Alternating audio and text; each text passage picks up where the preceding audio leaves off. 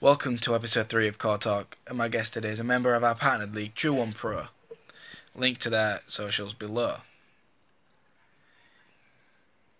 He's won the UCW Universal Championship in his debut match. He's also a former two-time shotgun champion and the current UCW Intercontinental Champion in his second reign with the title. He calls himself the Shogun Kid. Ladies and gentlemen, this is OKAMI. First of all, welcome to the show. It really is an honor to have you here. Thanks, brother. Thanks for having me. So, tell me, what's it like wrestling in Japan?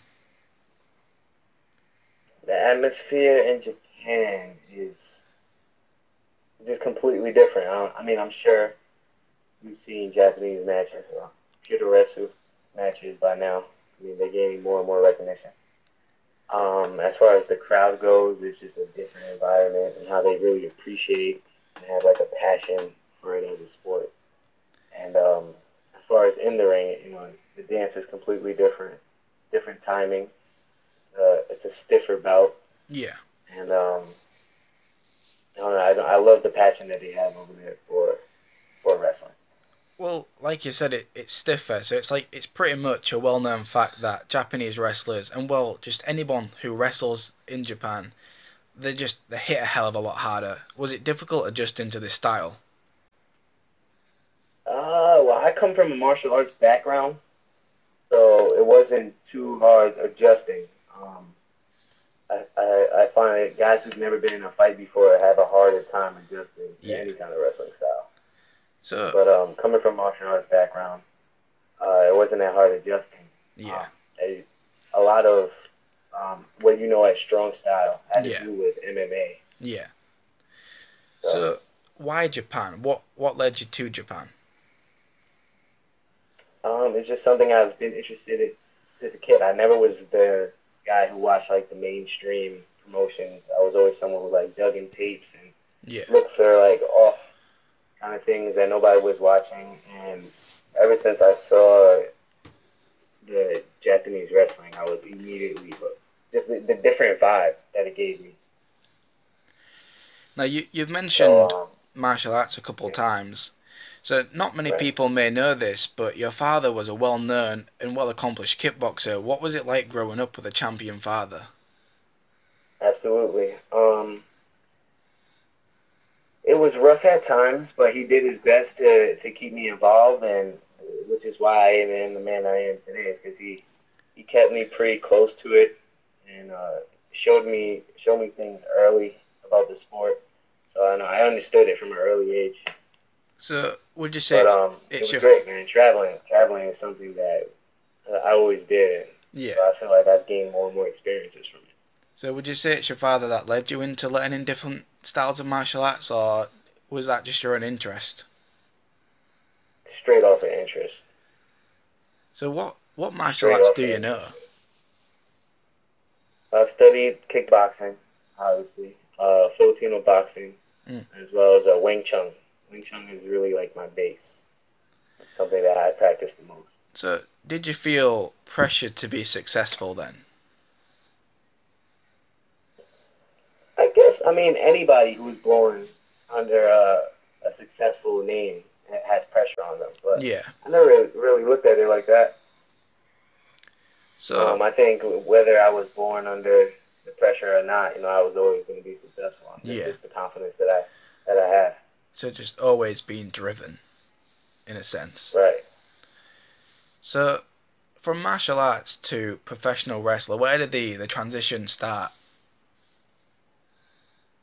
Well, wrestling is something that I really wanted to do, but because of who my father was and my family expected more out of me, and they didn't really give me the confidence that I could make a living off of wrestling. So I went the martial arts way first. Yeah. But after I actually took a big chance and went over to Japan. Nobody, like $800 in my pocket when I got off the plane in U.S. dollars, and I made it work. I started training at a little dojo, and I was able to make a living, eventually training to be a pro wrestler, and I did it on my own, so something I'm really proud of. Tell me more about your journey then. Like, from getting off that plane, like, to to your training, like what did it consist of? Because not many people know what it's like to train in Japan. Right. Well, when I first got there, if anybody's been out the country before, especially by yourself, it makes you feel really small. Mm. You're not somewhere where you can call a family member or a friend, they Yeah, can come and help you.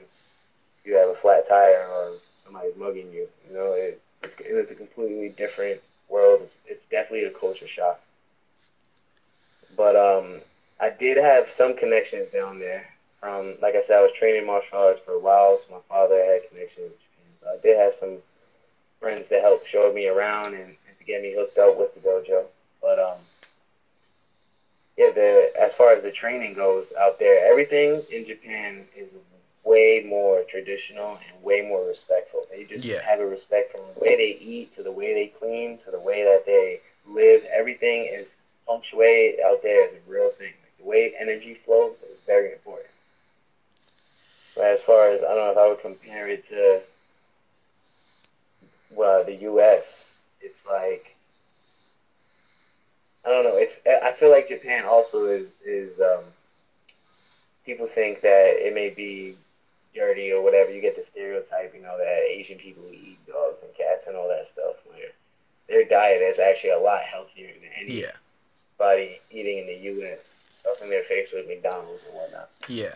Well, I feel like I can relate to the style more than the average American could, just because of it's very similar to training in England. Like the style, it's a lot more stiff. It's a lot more in your face. It's kind of the type of style where if you can't take it, you're not going to make it, kind of thing. Like you'll know within your first week of training whether you're going to be successful or not. Is that what you felt Right, too? and I have so much respect for that wrestling style as well because they take a lot. All the stories you hear of the dungeons and Yeah. what I mean, all those styles are intense. So, if I'm correct, Okami means wolf, right? It does. So what ended the nickname? It came from actually since I was a little kid. My father had a best friend that was Japanese, and he's actually introduced me to a couple of forms of martial arts. But he's the first one that to deem me the Okami because of how scrappy I was as a little kid, and I was kind of uncontrollable at times. Yeah. And I always marched to the beat of my own drum. So the lone wolf kind of played into that, and I don't know. It's just something that I feel like it would be something I can honor my father with by going by this name. Yeah. So we've talked a little bit about Japan. Tell me about going from Japan to UCW. Right. Well, first of all, shout out to Brain because at a time where I was trying to break into the business, he was one of the only guys that really saw the potential in me. Yeah. And he's one of the first guys to take a chance on me. And I mean, I always, and one thing I feel like is missing from the business nowadays is loyalty. I can Definitely. say, shout out to Brand, somebody that I have tremendous respect for, and that I definitely have loyalty with.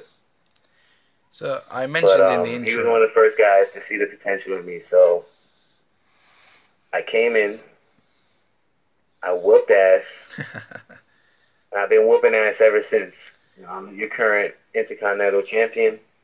I don't see myself letting this go anytime soon. I'm a fighting champion. We've had some problems if you've seen the last episode. But yeah, we'll save that for the ring. Yeah. That's where I do my best talking. Well, I mentioned in the intro that you won the UCW Universal Championship on your debut match. Tell me about that. Yeah, man, that was incredible. I mean, it's scary going into a company off the back and putting gold on you. Oh, I mean, definitely. and coming from a place where I feel like I was really being held back. Nobody was really taking a chance on me.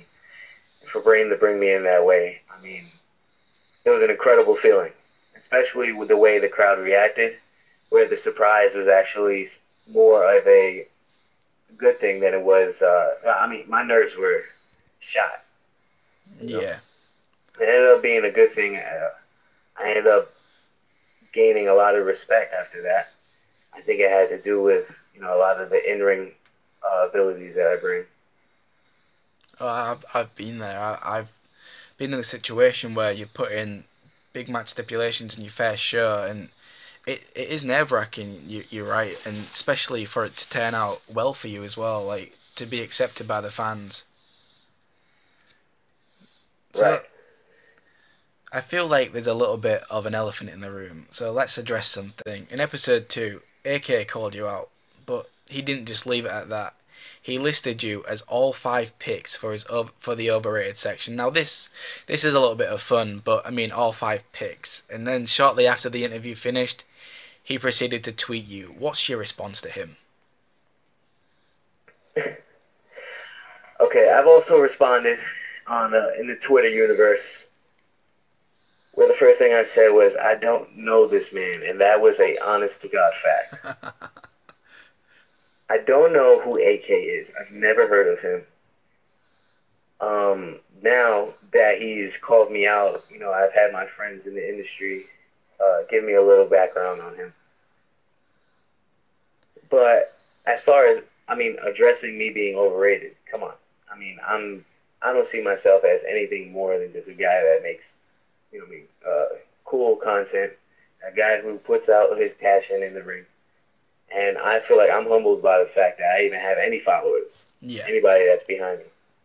So as far as being overrated, I don't really understand what he meant by that. I think it was more of a provoking thing, and he used that moment to put his name in the lights next to mine. Definitely. I think a lot of it is he's trying to find relevance because I'm gonna be a little bit of a dick here because not long after he appeared on the show, he called the show irrelevant and which is untrue because people asked to be on the show, which means it's relevant, and I also have more followers than him. But that's besides the point. I think he's just begging for relevance, and he sees you as a big name, as somebody that could make him famous, in a sense of like, I just don't think it'd work out the way he wants it to work out. I think he'd become famous as that one guy that OKAMI kicked his ass up and down the arena.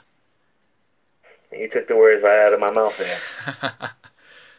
If the man wants to get in the ring, we can get in the ring. I have no problem doing that.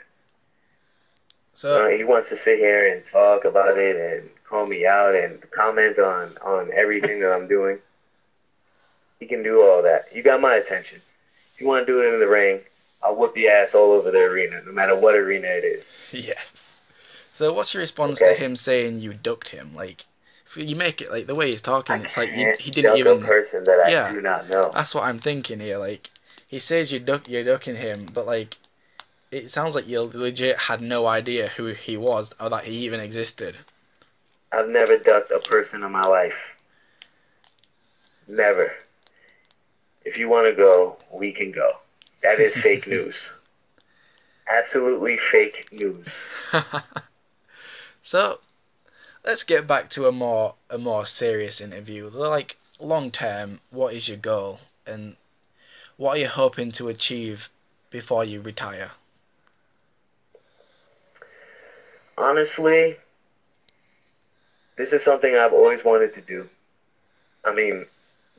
Being a wrestler is a goal in itself that I never thought I'd hit, and I'm just so appreciative that I'm even getting the chance to do this in this lifetime. Yeah. As far as goals go, I'm never one to want to be on the biggest show. Like I said in the beginning, I was never even a fan of the biggest promotions out there. Yeah. I just want to show what I could do in the ring, show my creativeness, and just hopefully, one day I'll be appreciated for that. If not, fuck the haters, bro. Exactly. So there's nothing much you can do about them. I've got here a couple of questions from fellow wrestlers. In no particular order, from Everett Constanelli. Can I have my royalty check? I don't know what he's talking about. What royalty check? I have no idea. I don't have anything. Well, I don't sell his merchandise. He sells his merchandise. From Isaac, what events or shows are you looking forward to this year that you're not a part of? It's a good question. That is a good question. And it's hard because I'm not gonna lie, I don't really dive too deep into watching too many shows. Yeah. I have my favorites. And definitely the Wrestle Orchestra artist tournament. Oh damn, I'm part of that. Damn it. Okay. um Honestly, anything that comes out, bro. I feel like there's we're going through a time where it's kind of dry out there. Nobody's really putting out content. Everybody's bitching about content not being released, and nobody's Yeah. putting anything out. So anything that comes out, if it's cool and it's creative, I'm definitely looking forward to it. That's a really good answer. So, from Vice, this is another really good question. Why True One Pro? As far as me going there, is that what he's asking? I think so, yeah. It was one of the only places that were willing to take a chance on me. I mean, like I said, I'm the biggest star in any locker room. Okay, I 100% believe that, and I will show that to anybody that gives me the 10 seconds to do so. So if you're gonna take a chance on me, I'm gonna show you that this is not gonna be a regret in your life. You may have ex-girlfriends you regret, you may have business relationships you regret, but taking a chance on OKAMI will never be a regret. I like that answer too. From Justin Six, I'm not too sure what he means by this, but who do you think is one of your he's put raising, but I think he means rising trainings or trainees? I think I've seen that. Yeah. I know what he's asking. And what are you? Yeah. I kind of, to keep myself fresh, I like to train with a lot of the up and coming guys. And Yeah. I feel like I learn from them as well as they learn from me. As far as one of the, I mean, Nero is on definitely a fucking killer spree at the moment. You know, he gets so much love from so far. All three people that have been on the show, including yourself, have nothing but love for Nero. He's probably one of the most liked people in the community right now. Yeah, for sure, and he's definitely like a little brother to me in the community. Much respect to him. He's definitely showing improvement every single time I see him in the ring. Oh, definitely. From James Icon. What do you think about the Canadian Nightmare breaking your arm in the future? About who? The Canadian Nightmare. This is from James Icon. So I'm assuming he's referring to himself. Yeah, obviously. I mean, we'll see if that happens. I don't really agree with that being the future of the destiny of Okami, but I'm willing to get in the ring with him. That can definitely happen. From Yamimoshi, what's your dream match? My dream match. So we'll make it interesting. I'm gonna give two answers because one I feel like is more realistic than the other. So let's go for the dream opponent in the dream country as well. The dream opponent in the dream country. Yeah. You can just flipped it on its head. Completely changed my answer. You can use both still. Okay.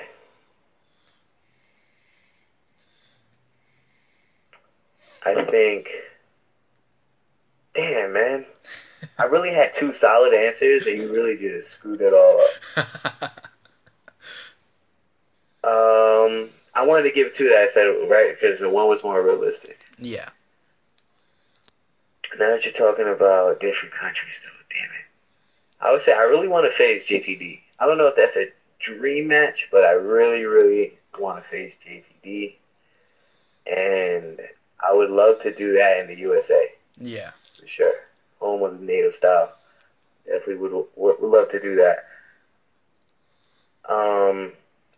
My other answer is going to be Vernon Price, man. I really like Vernon. Oh, yeah. I feel like we can make some magic in the ring. Again, he's As some. far as where that happens, I'd like to see that in I don't really Japan. care. Yeah, Japan. Yeah, we could do that in Japan. They I would think, definitely appreciate American style up there. I think he could fit in well, like just with the locker room too.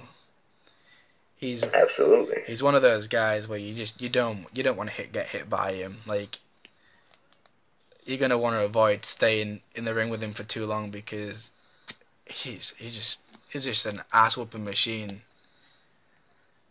Definitely an ass whooping machine. He's not a guy that I would go out there and muscle with.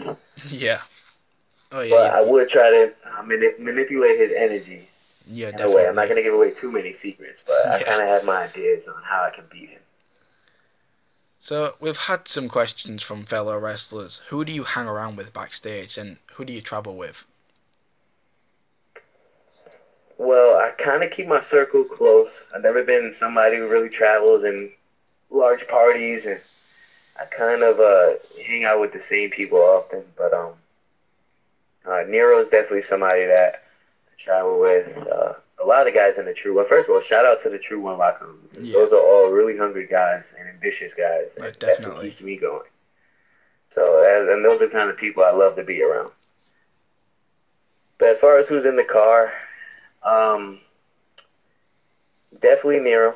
Definitely Michael Willows. If you're familiar with him, and he had an amazing match Mm. on the last True One episode. It was definitely a great heavyweight bout. If you didn't see, you definitely have to check out. But always the biggest pain in the ass, but I love him to death, Max Harleton. Yes. And definitely shout out to him. You know, he definitely keeps me going as well. So yeah, shout out to those guys. So I've got some quick fire questions. Your favorite food? My favorite food, man. I've been vegan for 8 months. So at this point, my favorite food is not really something that I can enjoy. So I don't even want to mention it. But I would have to say tacos. Favorite movie? Favorite movie. Reservoir Dogs. Song that you're currently obsessed with? Someone that I'm currently obsessed with. What am I? I was just thinking something today over and over again. I don't really know who the artist is because I don't know new mumble rap artists. Ah, yeah. But it goes something like, hold on, let me get it. I lost it. Ah. It's probably, you know why? Because it sucks and the radio forced it into my head. And actually, I don't even want to bring it back at this point. But a song that I love, anything from Rage Against the Machine. I'm sorry, I went way off topic there. If you could be any Rage celebrity... Against the Machine, the whole album, any album. Yeah, definitely. If you could be any celebrity for a day, who would you be? Any celebrity for a day? I mean, I was gonna say Trump, but I don't want to be hated. It's just the things that he can do. The And power, the things that he can say and get away with. That is unbelievable to me. And I would just like to have that ability for a day, to say whatever I want. Okay, then, to relate to that question... And still, I mean, I'm going to say what I want anyway, but... If you could commit no. any like... Wait, can I... But just in case anybody is going to hate me for saying Trump, which, first of all, we don't have to get into politics, but I'm not a fan. I would have to say Hulk Hogan, because, I mean, as much as I hate the guy, you couldn't beat him. Yeah, that's true. So, if you could commit any crime, like big crime, not petty crimes like stupid crimes like murder and such, like if you could make the perfect crime that could get you anything you wanted and there'd be no repercussions for it, well, negative repercussions, what would it be? I would erase credit or debt, and I would just free people from the system. I love that. That's a brilliant answer. Most people would say something selfish like become king of the world or some shit. they're gonna have to face that later on in life. The harsh reality of that. So, your favorite singer? My favorite singer, man. The people aren't gonna believe this because I'm a big hip hop fan, but Prince was my favorite singer of all time, and it sucks that he had to go. Definitely But is. yes, A singer that you can't stand? can I say Lil Yachty? You can It's not definitely, rap. you can definitely say Lil Yachty. Is that all right? Um, dream job as a child? Wrestling. That's awesome. Which, so back to more serious questions. Which shows do you enjoy watching, and who do you think is going to have their time this year? True One Pro 5 times. Um, a Wrestle Orchestra I really like. I wish they were more consistent, but even when they drop, man, I'm so hyped for it. Yeah. UCW, even though it's a little different from what people are used to, I think that they put a lot of passion and work into their product, and they definitely deserve a chance. So, here's the bit that usually gets a little bit more controversial. Well, the latter part does. Give me 5 wrestlers you think are underrated and 5 that you think are overrated. That's a lot. 5. Yeah, five Okay. underrated, 5 Since overrated. since AK used all 5 spots for me, I'm gonna use all 5 underrated spots for me. Okay. All 5 underrated spots for the Ronin Okami. Um, I definitely, you know what I mean? Peace to everybody out there. It's all love. I know there's definitely haters out there. But I'm going to prove you wrong. You watch and see. So what about overrated? As far as overrated, man, I don't really see anybody that, like, I hate seeing or that gets too much recognition. I mean, if you're passionate, you're creative, and doing things to get your name out there, I think you deserve anybody that's willing to follow you or willing to, you know, what I mean, tune in whenever you drop something. So So I can't really say. I really don't know. before we wrap this up, what are you hoping to achieve by the end of the year? By the end of the year, I'm trying to look like Ultimo Dragon out here. 9 titles. Yes. I'm on my way. First dual champion in UCW. So But I wanted to say something. You asked me before about another goal I had. I'm sorry. If you're trying to wrap it up, just real quick. go for it. You said something about like goals or what I don't know what I hope to see in the community is where I'm coming from with this. But more first of all loyalty. Okay, loyalty is dead in 2018. I would need to see that come back. If you're dedicated to something or if you're gonna put your time into something, be loyal to it. Yeah. And I just want to see more togetherness and more working together because remember when the NWA was started, the whole point was to unite the federations, unite the territories, and make one world champion. How awesome would it be to see another world champion return to the business, to where the title is defended anywhere, any promotion, and you know, I mean, wherever the title is at the time is the promotional focus. Yeah. Where I mean, we're trying to build. I don't know, just an idea. We've got some stuff planned. Me and a couple of associations have got some ideas for something similar to this.